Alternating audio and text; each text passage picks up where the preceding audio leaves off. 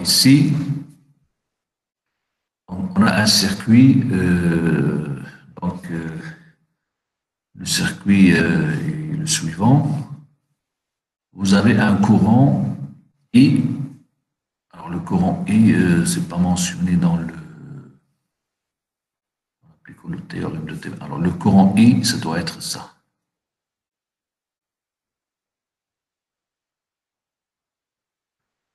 C'est-à-dire que entre ce point B et D, j'ai cette branche et j'ai un autre circuit. D'accord? C'est-à-dire l'autre circuit qui est formé de E1, R1, R3, R4 et R5 fournit un courant qui circule dans R2 et E2. Donc, en appliquant le théorème de Thévenin, donc c'est toujours Thévenin, vous allez essayer de calculer ce courant. Alors, on donne E1 égale 10 volts, E2 égale 5 volts, les résistances, alors R1, R3, R4, R1, R3, R4, c'est 100 ohms, R2, 50, et puis R5. R5, c'est celle-ci. Donc, je vais reprendre le schéma un peu plus visible, parce que j'ai l'impression que celui-là n'est pas très visible.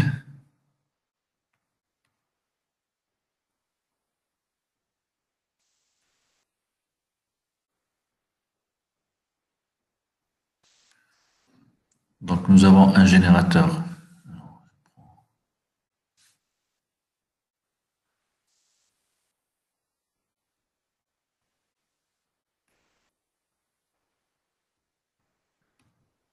E1. J'ai le point A. Ici, j'ai la résistance R1. Ici, nous avons la résistance R. Alors, ça, c'est R3. Puis, j'arrive au point B. Ici, j'ai la résistance R2. Puis, le générateur E2.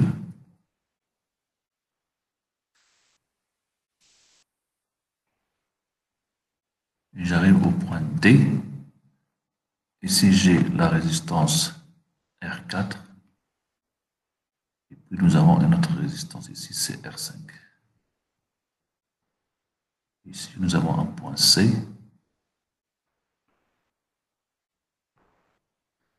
Voilà, et le courant demandé, c'est le courant ici. Alors, nous avons choisi I dans ce sens, donc essayez de le calculer dans ce sens.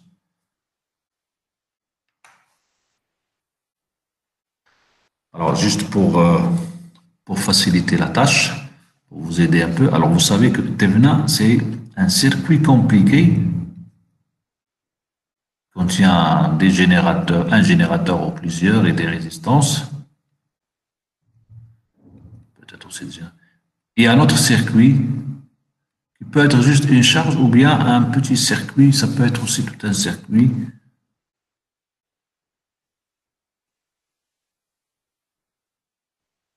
Je peux avoir ici un autre circuit. Je vais l'appeler circuit 2. Je peux donc couper ici A et B. Je fais l'équivalent de Thévenin. Thévenin de Thévenin. Et je remets le circuit 2 ici. D'accord? C'est-à-dire que je peux couper. Alors ici, vous faites aussi la même chose. Vous regardez où est-ce qu'il faut couper. Et vous faites l'équivalent de Thévenin. Alors, celui-là, il peut être juste une résistance. Il peut être une résistance en série avec un générateur. Il peut être aussi un autre circuit qui lui-même peut être simplifié par un autre Thévenin. On a cette possibilité. Ce n'est pas le cas ici. Ici, c'est plus simple, mais c'est juste pour donc essayer de voir deux. Alors, A et B, ce n'est pas forcément toujours A et B. Alors, ici, j'ai A, ici, j'ai B, j'ai C, j'ai D. Alors, le Thévenin, je ne vais pas l'appliquer entre A et B ici parce que je ne calcule pas le courant dans R1.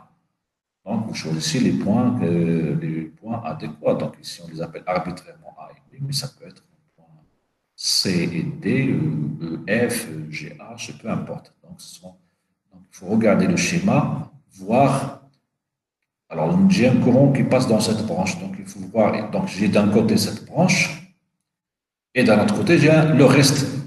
Les autres composants qui restent, ils forment un circuit équivalent à un circuit de Thévenin.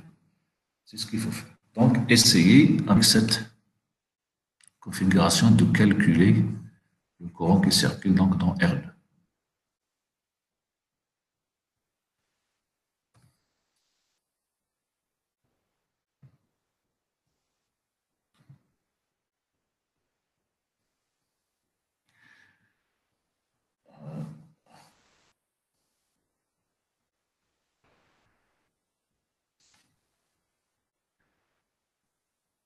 Donc, nous avons déjà des propositions. Alors, une première proposition qui dit R1 plus R4 en parallèle avec R3 plus R5. Je préfère que vous me donniez les valeurs numériques. Donc, on prend le temps de faire les valeurs numériques pour comparer plus facilement. Donc là, il y a donc la première proposition, c'est R1 plus R4 en parallèle avec R3 plus R5. La deuxième, c'est 20 ohms. Alors, est-ce que c'est la même chose? Je ne sais pas. Mais essayez de donner les valeurs. Donc, vous prenez votre temps, calculez votre valeur numérique. Alors, les valeurs numériques, parfois, c'est très important. Ce n'est pas toujours des applications numériques qu'on néglige, hein. Des fois, c'est très important de donner la valeur numérique.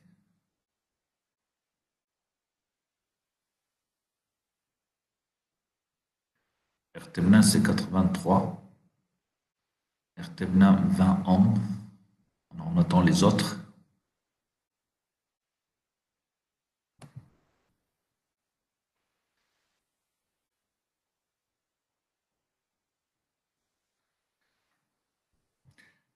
Alors, essayez de faire votre propre méthode et de donner votre propre résultat. Ne vous inspirez pas des résultats de ceux qui ont répondu déjà, parce que c'est pas toujours que c'est vrai, hein. Donc, mais plutôt, vous vérifiez. Donc, si vous avez, si votre méthode est différente ou si votre résultat est différent, il vaut mieux le mentionner, comme ça on pourra en discuter. N'essayez pas de trouver la même chose que vos camarades. Donc, essayez de faire la vôtre.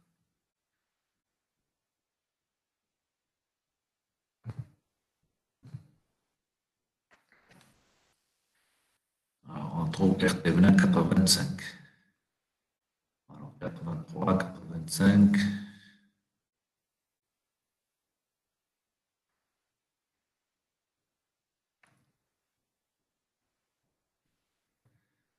Donc, ce que l'on trouvait RTVN, vous calculez ETVN et vous calculez I aussi.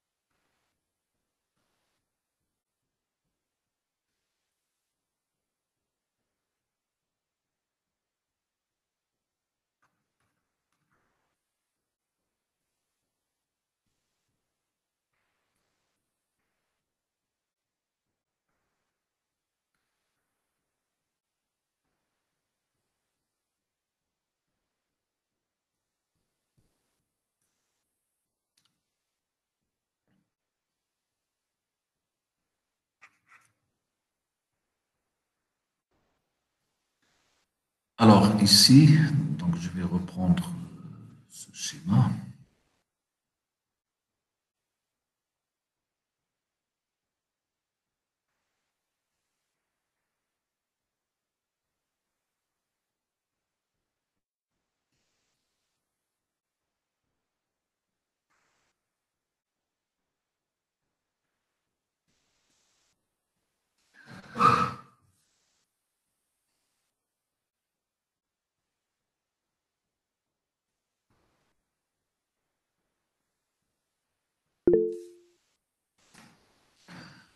Alors, donc ici, nous avons un courant I qui circule dans cette branche entre B et D. Hein, je peux représenter ça de la manière suivante. J'ai B, j'ai la résistance R2, j'ai le générateur E2. Alors, le moins, c'est du côté de B, le plus du côté de D. Donc, le moins du côté de B et plus du côté D.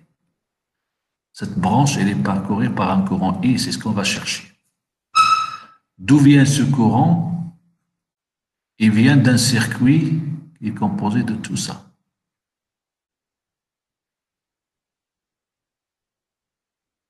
D'accord? Donc, tout ce circuit qui est composé de R1, R3, R4, R5 et E1, c'est-à-dire que j'ai tout un circuit ici qui contient E1, qui contient R1, R3, R4, R5. Donc, l'ensemble de ce circuit fournit ce courant entre deux bornes B et D qui passent dans R2 et E2. Donc, il va falloir trouver le circuit équivalent de ça. Donc, je débranche cette borne, ça, et je garde ça, et je regarde le thème. C'est-à-dire,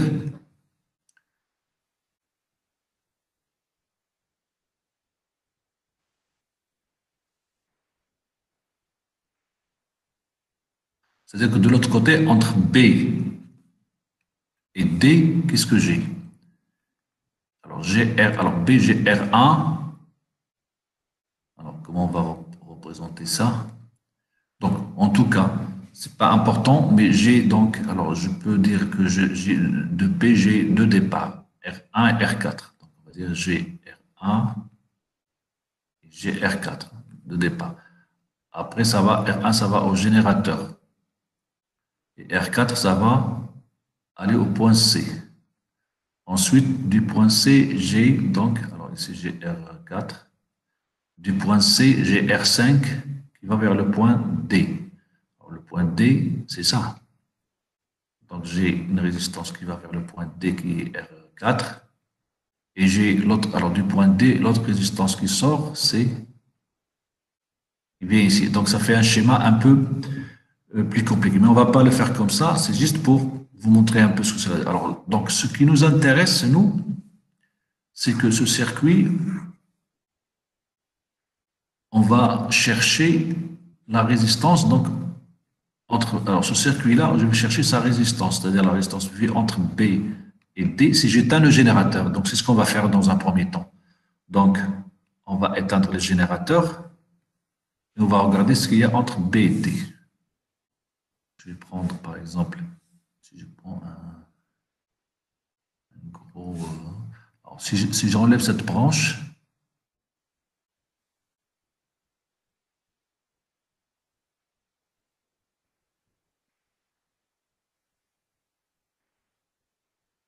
j'éteins le générateur. Donc, j'ai débranché l'autre branche et j'éteins le générateur. Donc, qu'est-ce qui me reste? Il me reste ce circuit-là. Donc, et je regarde, donc, il me reste ici juste des résistances. J'ai éteint le générateur. Je regarde la résistance entre ces deux points qui sont B et D. Donc, je regarde la résistance entre B et D ici. Alors, ici, on va dire que cette résistance, c'est-à-dire la résistance, quand je dis entre B et D, ça veut dire si j'envoie un courant par B, il va traverser cette résistance équivalente, il va ressortir par D. Ou bien si j'envoie un courant depuis D, il va traverser la résistance, c'est le même courant qui va sortir par B. Hein, d'accord? Ça veut dire que ici, si j'envoie un courant par B, il va traverser cette résistance, il va sortir par D. Donc, quelle est cette résistance? V entre B et D. Alors, ça paraît un peu, euh, un peu bizarre ou bien un peu difficile à imaginer, mais on peut arranger le schéma pour que les choses soient plus concrètes. J'ai ici le point B. Alors, on peut faire le schéma d'une autre manière. La résistance R1, j'ai la résistance R1, d'accord, à partir du point B. Puis j'ai la résistance R3. Là, j'ai le point D. Donc, le courant, si j'envoie un courant par B, il va ressortir par là. De même, par l'autre chemin, j'ai la résistance R4. J'ai la résistance R5. Et puis, j'ai un fil qui va de A, vers C. Alors, A, c'est le point ici, C, le point. Donc, j'ai un fil qui va de A vers C. Alors, le fil que je le fais venir par là ou par là ou par là, c'est la même chose. C'est juste un fil. Hein. Vous pouvez le faire passer par là où vous voulez. Donc, le schéma, c'est ça. Donc, quelle est la résistance que je vois entre A et D, le point D ici. Donc, ça aussi, on peut le voir d'une autre manière. Alors, j'ai le courant qui arrive, j'ai le point B. Après, j'ai deux chemins. Le courant, il passe par R1 ou bien il passe par R4, ici. Ensuite, il arrive au point A. Ici, il arrive au point C. Et puis, le courant peut aller par le chemin R3 avant d'arriver à D. Ou bien, du point C, il peut parcourir la résistance R5 et arriver au point D, et A et B sont reliés. Alors maintenant, entre A et D, je vois bien que la résistance entre A et D, c'est bien R1 en parallèle avec R4 plus R3 en parallèle avec R5. Donc R1D, c'est-à-dire RT1, c'est égal à R1 en parallèle avec R4 plus, c'est-à-dire que le courant, quand il passe par là, il traverse d'abord ça, puis il traverse ça. Donc les deux en parallèle plus les deux en parallèle. Donc plus R3 en parallèle avec R5. Alors ça fait donc pour RT1, R1 en parallèle avec R4. Alors R1 c'est 100, R4 c'est 100, donc ça fait 50. 100 en parallèle avec 100, ça donne 50, plus R3 en parallèle avec R5. Alors R3 c'est 100, en parallèle avec R5 c'est 50. Donc 100 fois 50 sur 100 plus 50, c'est-à-dire sur 150. Alors 50 50 sur 150, c'est un tiers, donc c'est 100 divisé par 3, c'est-à-dire 33. Donc RT20, c'est égal à 50 plus 33,33, donc 83. Donc finalement, RT20, c'est égal à 83,33 unités, c'est ohm. Voilà pour donc ce calcul. Alors, les gens qui ont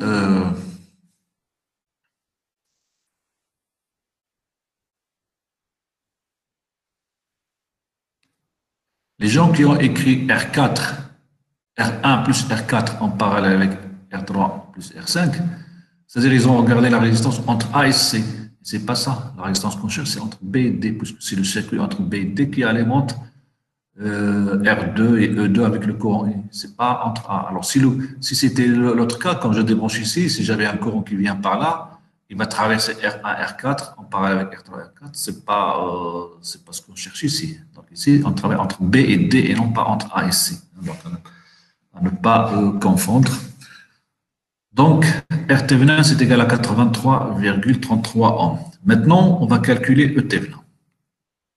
Alors, ET20, donc j'efface tout ça.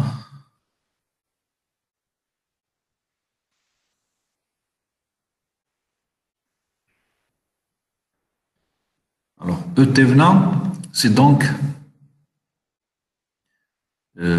alors j'ai débranché, j'ai toujours R2 et E2 débranchés, donc c'est à vide. Ça sera donc, je vais le faire ici, donc j'ai E1, ici le point A, ou bien ici c'est pareil. Alors, ensuite j'ai la résistance, alors je peux les faire comme ça. Plutôt, je peux les faire comme ça. C'est-à-dire, à partir du point A, je descends par R1, j'atteins le point B, puis je descends par R4, 4. Alors, ici, c'était le R1. Oui, ici, c'est le point B. Et puis, j'arrive au point C. Le point C, il va vers E1. Si le point C il est relié à la borne moins de E1. Le point A, il est relié à la borne plus de E1. Ensuite, de A, j'ai un autre chemin qui est R3, donc je peux le faire ici. Donc, ce nœud ici, c'est le même ici. Là, il y a une bifurcation. Le courant va soit par R1, soit par R3. Donc, soit par R1, soit par R3. Je trouve le point D. Ensuite, j'ai R5. Et le tout se rencontre au point C. J'ai débranché R2E2. Je cherche la tension à vide VBD0 ici. C'est ça le Thévenin. C'est-à-dire la tension entre B et D à vide. La tension entre B et D à vide qui va fournir le courant après si je branche R2 et E2 à ce circuit. Donc, la tension VBD, on va dire, c'est tout simplement, alors je peux prendre la maille ici pour calculer VBD. Ça va être, là, cette tension, c'est V4, je vais l'appeler V4, cette tension, je vais l'appeler V5. Donc, on peut dire que VBD, c'est égal à V4 moins V5. Hein, si vous faites la loi des mailles, vous avez ça, c'est égal à ça moins ça. Vous faites la main comme vous voulez. Donc, si je vais dans ce sens, ça va me faire V4 moins VBD0 moins V5 égale 0. Donc, V4 moins V5 égale VBD0. Donc, c'est ce qu'on a ici. Alors, maintenant, je peux calculer V4. Alors, ici, la tension de là à là, c'est E1. Donc, cette tension E1 se divise en deux tensions. Une au borne de R1, une au borne de R4. Donc, j'ai un diviseur de tension ici, puisque j'ai le même courant maintenant qui passe dans R1 et R4. Ici, je n'avais pas le même courant. D'accord? Ici, si je prends la tension au bord de R4, je ne peux pas faire un diviseur de tension parce que le courant qui circule dans R4 n'est pas égal au courant qui circule dans R1. Parce que le courant, il se divise dans ce nœud ici. Alors qu'ici, j'ai le droit d'appliquer le diviseur de tension. Donc, VBD0 sera égal. Alors, diviseur de tension pour V4, ça me donne R4 sur R1 plus R4 fois E1. Moins V5. Oui, oui. 5 volts. Oui, je vous écoute. Je donne la valeur numérique chez 5 volts. D'accord, je vous demanderai là. Oui, ah, d'accord. Oui, oui, mais j'écrirai d'abord là pour ne pas aller trop vite parce qu'il y en a qui voient ça pour la première fois. Donc, je, je, je termine et après on fait la valeur numérique. D'accord. Donc, moi, alors V5, c'est R5 sur R5 plus R3 fois E1. Voilà donc VBD0. Donc, c'est-à-dire E1. Donc, alors R4, on va voir si c'est peut-être c'est facile à faire. R4, c'est 100. R1 plus R4, c'est 200. Alors, 100 sur 200, ça fait 1 demi. Donc, c'est 1 demi de E1, moi. Alors, R5, c'est 50. Donc, ça va faire 50 sur R5 plus R3, c'est donc 50 plus 100, c'est-à-dire sur 150 fois E2 et fois E1, pardon. Il n'y a pas de E2, donc ça c'est E1. Fois E1, donc c'est le 1 tiers de E1 moins 1 tiers de E1. Donc c'est-à-dire que finalement VBD0, ou bien E terminal, c'est égal à 1 demi moins 1 tiers de E1. Donc ça va faire 2, plutôt 3 moins 2 sur 6, c'est ça? 3 moins 2 sur 6, donc 1 sixième de E1. Donc E Thévenin, c'est égal à E1 sur 6, si je ne me trompe pas. Donc E1, c'était combien? C'est 10 sur 6, c'est-à-dire 3,33 divisé par 2. Alors combien vous dites la valeur? 1, C'est 1,67. 1,67 volts. Voilà. Donc, E Thévenin, c'est 1,67 volts. Voilà, il ne reste plus maintenant qu'à rebrancher R2 et E2 sur le schéma équivalent de Thévenin. Donc, entre B et D, alors ici, je vais le faire ici.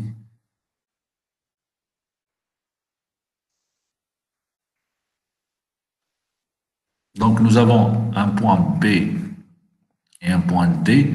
Nous avons calculé R Thévenin et ET venant entre ces deux points-là, hein, dans ce sens. BD, ça c'est orienté dans ce sens, d'accord?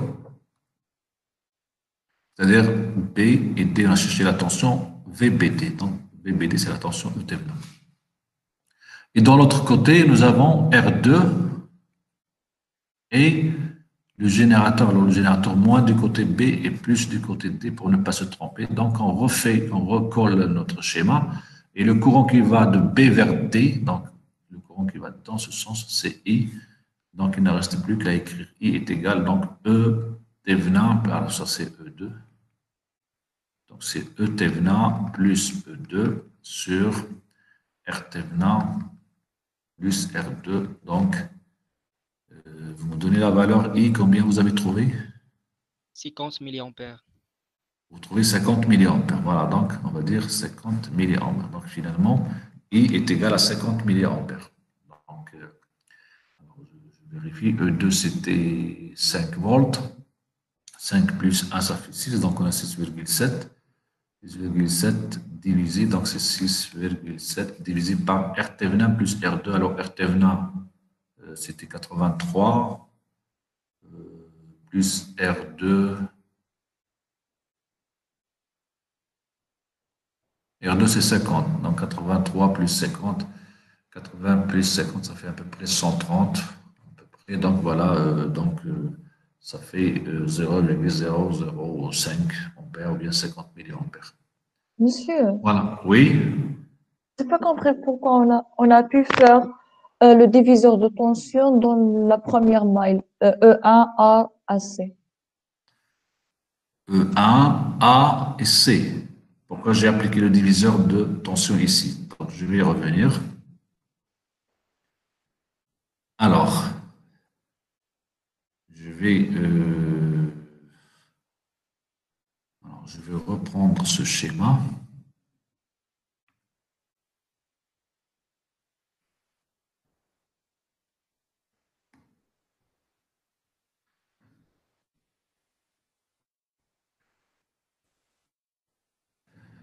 Alors ici, j'ai la situation entre le point A, qui est ici, et le point C, qui est ici. J'ai ça. J'ai R1, le point B, j'ai R4. Peu importe ce que j'ai ici, et peu importe ce que j'ai ici. La tension ici, c'est ça, c'est E1. C'est bien E1. Et donc, entre ce point et ce point, j'ai une tension E1. J'ai un courant qui circule, I, qui va traverser R1, puis traverse R2. C'est le même. Parce que ici, c'est coupé, donc il n'y a plus la branche ici. Ici, peu importe ce qu'il y a, je sais que cette différence de potentiel ici, c'est E1. Donc, j'ai bien E1 qui est égal à ça plus ça.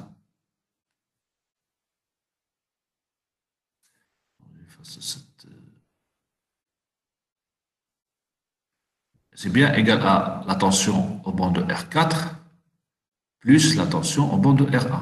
Donc, c'est égal VR4 plus VR1. Alors, donc ici j'ai un diviseur de tension. Parce que j'ai le même courant qui circule dans R1 et R4. Donc, j'ai la situation que je vous ai montrée tout à l'heure. Hein, j'ai une résistance R2, une résistance R1. Si je connais la tension V ici, donc la tension V2 sera, par diviseur de tension, égale à R2 sur R1 plus R2 fois V. Donc, ici, c'est la même chose. Monsieur, Oui, monsieur, oui, mais on a le même courant entre R1 et R4, mais oui. c'est pas le même courant qui provient de E1. J'ai jamais dit que... Oui, oui, oui. Mais j'ai jamais dit qu'il faut avoir le même courant. J'ai dit il faut avoir le même courant dans... Oui, j'ai dit il faut avoir le même courant dans R1 et dans les deux résistances. Les deux résistances doivent être en série. Alors, on peut utiliser le diviseur de tension Oui. si on a un courant commun entre deux résistances, mais il ne provient pas de notre Peu importe. générateur. On s'en fout d'où vient ce courant. D'accord? Alors, si tu veux, on va faire autrement. On va faire autre chose. Je vais faire ça. R1, R2. Alors, cette tension, je la connais, c'est E1. Alors, cette tension, si je prends juste cette tension là et là, c'est quoi? C'est E1 aussi. Oui, monsieur. Donc, si je prends mon point A, B ici, je peux dire que V dans R2, c'est égal R2, je peux appliquer le diviseur de tension sur R1 plus R2 fois la tension VAB. Et VAB, c'est bien E1 parce que le point ici, c'est le même potentiel qu'ici. C'est le même potentiel qu'ici. Donc là, je ne serai pas dérangé par le courant. Donc, j'ai toujours dit, il faut avoir le même courant dans les résistances, mais pas forcément dans Parce que quand on fait ça, on ne sait Monsieur, pas le courant, d'où vient V. V ici, je ne sais pas ce que c'est. Ça peut être un générateur, ça peut être deux générateurs ou des résistances, ou ça peut être tout un circuit, mais je sais que cette tension, c'est V. D'accord? Donc, monsieur, oui, c'est, la règle de diviseur de tension vient de qu'on simplifie par le courant pour qu'on avoir, le diviseur de tension. On a E1 égale à R1 plus R2 fois I et V2 égale à R2 fois I. Alors, on fait la division. V2 sur E1 égale à R2 sur E1 plus R1 et on simplifie par I.